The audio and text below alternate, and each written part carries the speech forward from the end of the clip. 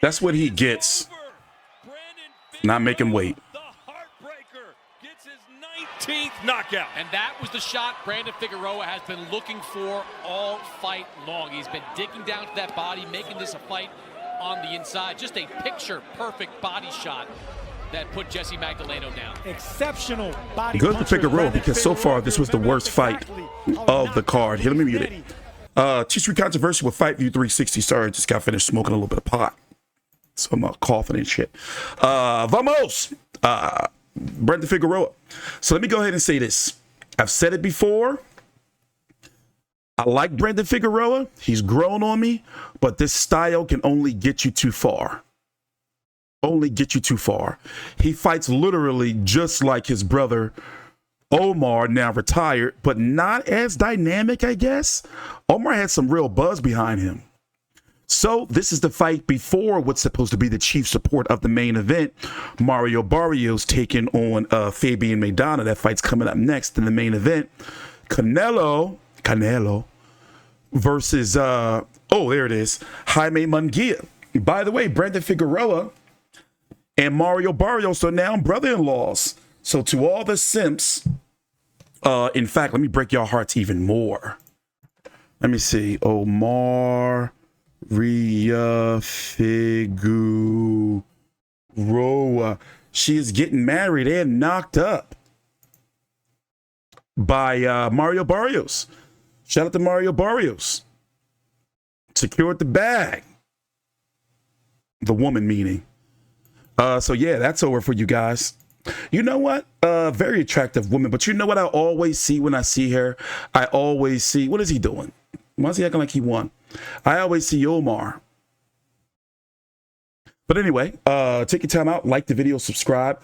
Jessie Magdaleno, not really high on him. Before we listen to the post-fight interviews, as you can see, they're celebrating. Magdaleno 29-3 now with 18 KOs. Last fight was last April. So he's coming in off of a 13-month. Oh, let's listen in. Is now the interim champion, retains his 13-month layoff, and he has had only 3 fights since 2020. But when you look at Brandon Figueroa, he's only had 3 fights since 2022.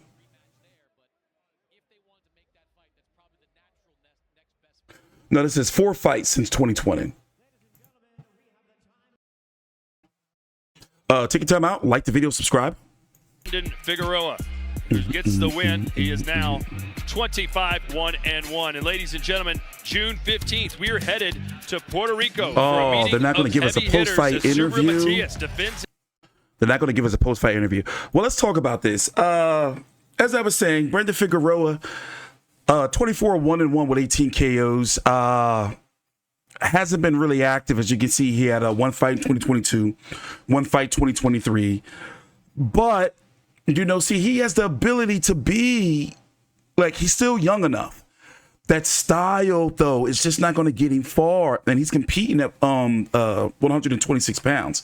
He's the WBC interim champion with Ray Vargas, who also I'm not high on as well, is the full champion. Nick Ball, by the way, is going to be taking on Ray Ford on that Matchroom versus Queensberry card, which is going to be on June the 1st.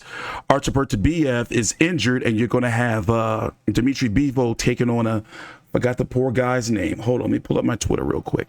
Take your time out, like the video, subscribe before we get back to Figueroa. This is kind of important to the topic I was talking about.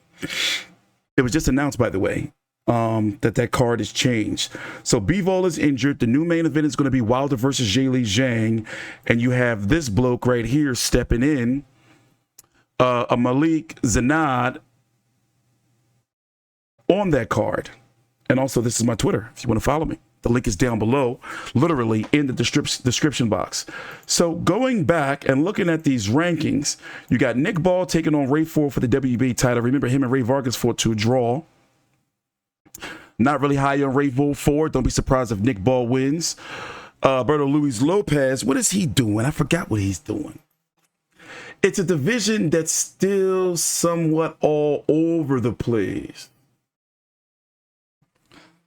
You know, and you really can't find, like, I can't really, normally I like to look at, like, okay, like, who can be undisputed? Like, how, like, what's the path? But you don't know what these fighters are really doing in this division. I covered this fight he just fought. We may see Alberto Luis Lopez taking on Rafael, both top-ranked fighters. Rafael Espinosa, who got that upset over Rabisi Ramirez. But will they be rematching?